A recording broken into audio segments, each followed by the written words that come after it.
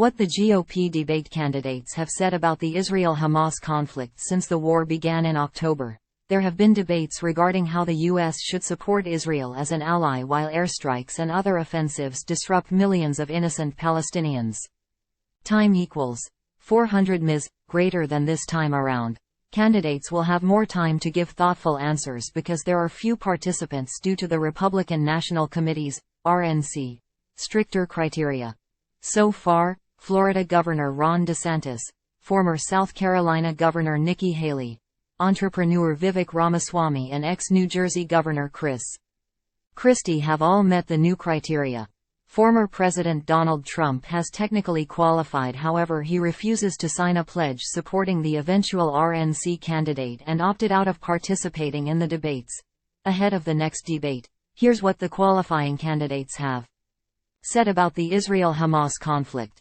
Mr. Trump has been both somewhat critical and supportive of Israel. At first, he critiqued Israeli Prime Minister Benjamin Netanyahu, saying he was unprepared and recalling a time when Mr. Netanyahu did not agree with Mr. Trump while he was president. Mr. Trump also called Hezbollah, the Lebanese militant organization designated a terrorist group, smart. A spokesperson for Mr. Trump later clarified that the ex-president was only pointing out how incompetent Biden and his administration were by telegraphing to the terrorists an area that is susceptible to an attack, and did not mean Hezbollah was good. After receiving backlash, Mr. Trump changed his tune by condemning the attack and expressing support for Israel on Truth Social. He has also claimed that Hamas attack on Israel would not have happened under his administration. The Florida governor has taken a pro-Israel and anti-Palestinian approach. Mr. DeSantis has said he believes that the U.S. should provide support to Israel. He even boasted that planes contracted by Florida brought hospital supplies, drones, body armor and helmets to first responders in Israel. However, an Israeli diplomat contradicted the statement, saying the governor's office sent medical supplies that were requested by the health ministry and was contacted to ensure a flight carrying rifle parts could leave from Miami. Mr. DeSantis has also condemned anti-Semitism in the U.S. and around the world in the wake of the attacks and said the U.S. should not accept innocent civilians from Gaza as refugees.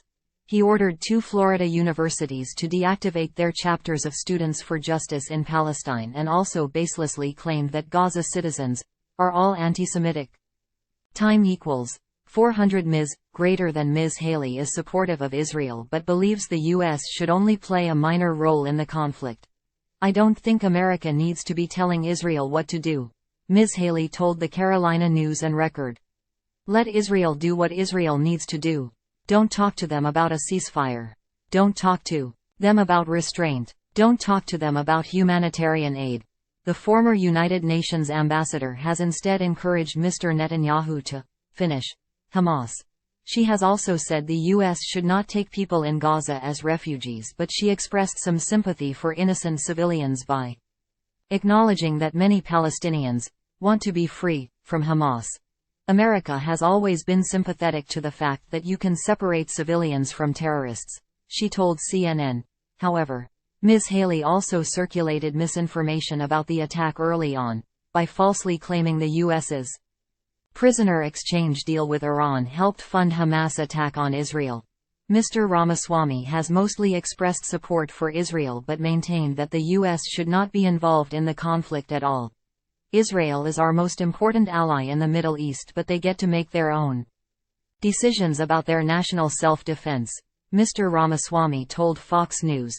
But if we're going to get involved, I do have some serious concerns about a prolonged ground invasion in Gaza, he added. Mr. Ramaswamy has also been critical of Mr. DeSantis' attempt to deactivate pro-Palestinian groups on Florida's campus. Mr. Christie has condemned Hamas and said the U.S. should provide Israel with whatever support it needs to defend itself and take down Hamas. The former New Jersey governor believes the U.S. should provide Israel with military aid and does not think a ceasefire is the right strategy. He outlined 3 major strategies that he believes should be the objective of Israel and the U.S.